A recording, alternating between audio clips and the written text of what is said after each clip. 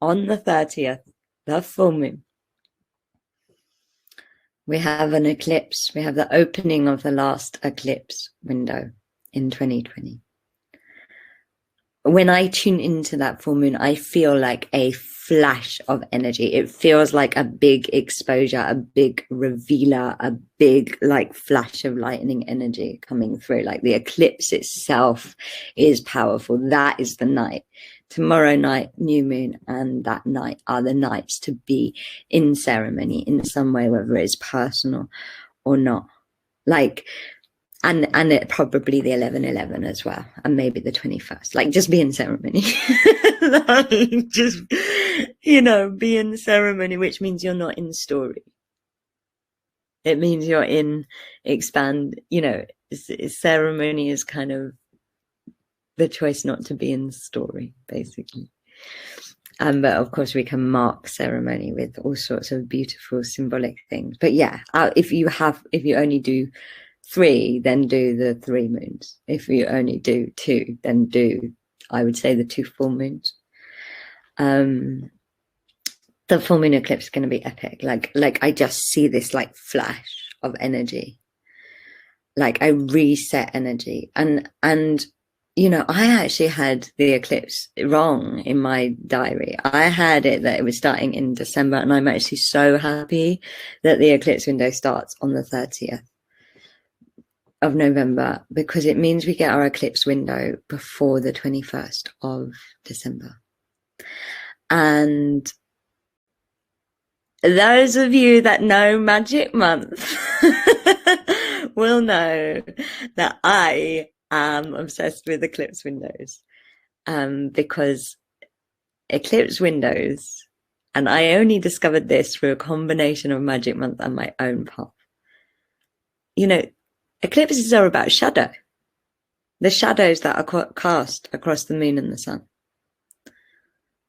And eclipse windows are for shadow work. And shadow work is working with our deep subconscious. It's called shadow because it's working with what you cannot see. So the blind spots, the things that we are manifesting, that are causing blocks and problems in our lives, that are going against what we're consciously trying to manifest. For example, you might be trying to manifest the love of your life, but in your shadow, you might have made a promise to never love again. And those forces of manifestation in you are in conflict. And only when you meet that promise and uproot it, can you fully become a master manifestor of that love in your life. And shadow work for me has been, there's probably 2 things that have changed my life the most on my spiritual path. That is channeling and shadow work. Shadow work, I am so humbled by. It is hard, it is emotional, but it is worth it. You know, I'll give you an example. All summer, I was on this crazy journey of healing wounds around home inside myself. And literally, in the timing, that course I was doing was 6 months. And in the timing of this, I literally, as the course ended, I suddenly arrived unexpectedly, because it wasn't my plan, but I suddenly moved into the most beautiful flat I think I have ever lived in. And it's like all of that wounding has healed, and the healing has shown up in the map of my life, in my reality. And this happens to me every time I do shadow work. It shows up in my physical reality. And that is why I am so pro shadow work, because I'm like, if we want to change the world, you know, somebody asked me the other day, they were like, you know, what do you think of the conspiracy theories about who's running the world? And I was like, you know what? The truth is, I don't know.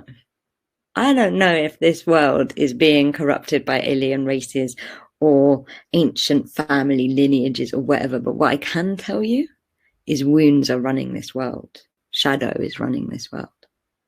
And if we want to change it, we have to heal the shadows. that cause all of the corruption in the world, in ourselves, and when we do it for ourselves, we can change it in the collective. And we can literally remanifest our realities personally and collectively by doing our shadow work. And so shadow work will save the world. I'm so sure of it. So sure. And when you do shadow work, so eclipse windows, we shouldn't do our shadow work all the time, but we should in an eclipse window. Like that's when it's for. And eclipse windows, I promise you, every time I have done shadow work in an eclipse window, by the next eclipse window, it has manifested. It doesn't matter what it is. I had the most raging mother wound. I did a mother wound healing in an eclipse window, and by the next eclipse window, my mother flew to Japan where I was working, and we like became best friends. And everybody was like, whoa. Like your reality changes. And what happens is shadow does take time to show up, but eclipse windows accelerate it. They accelerate it. Accelerate, last eclipse window I was working on liberation, and I feel so liberated and free. And my whole life has become